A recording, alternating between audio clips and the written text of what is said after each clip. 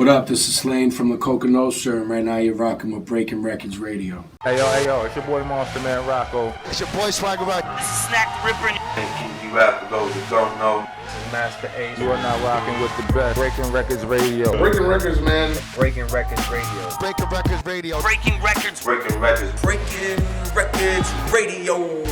Let's go. Breaking Records Radio. Breaking Records Radio. Breaking Records, man. Radio is like the place to be. I fuck strange music, dude.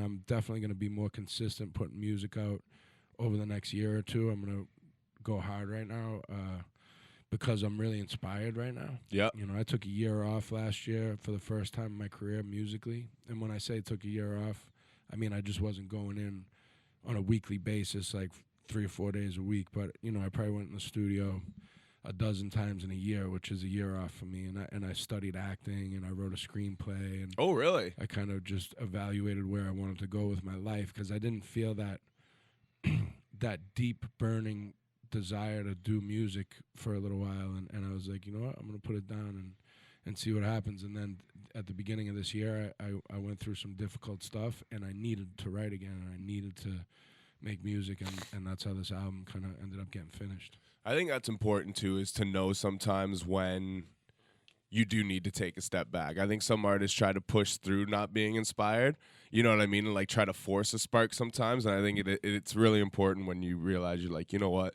I think for myself, I need to take a step back for a bit and let the inspiration come back to me and stop searching for it. Yeah, man, because the songs write themselves. You Yeah. know, at the end of the day, like, you know, is it difficult? Do I work really hard at writing? Yes, but ultimately the songs write themselves. Yeah. You know, like, the best shit writes itself.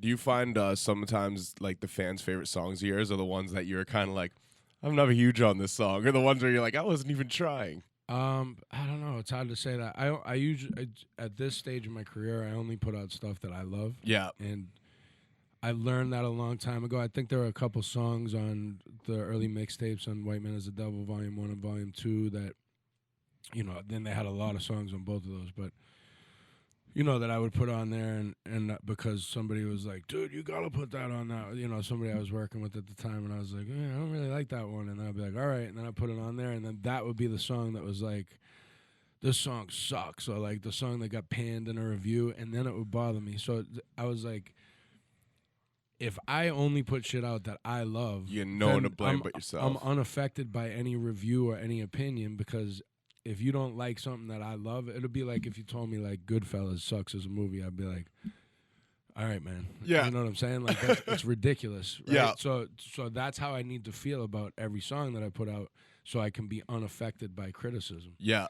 Because otherwise, if I put out a song that I'm not sure about, that I don't like, that I don't feel is a good representation of where I'm at, and I didn't do what I'm trying to do because someone else says it's great, you got to put it on there, then I am affected by the criticism to it because I hate it too. Yeah. You know what I'm saying? And then I'm like, fuck, why did I put something I hate on my work? Why would I ever do that? What would possess me to fucking do that? Yeah. So that was something I learned early in my career, and once it's out, you can't take it back. Never. And that's not to say that I have put out stuff that I wish I could take back, that I liked and believed at the time, but now I wish I didn't. Yeah. You know what I'm saying? And because I've changed a lot from that person. I think I talk about that a little on this album too, in the One More Day song.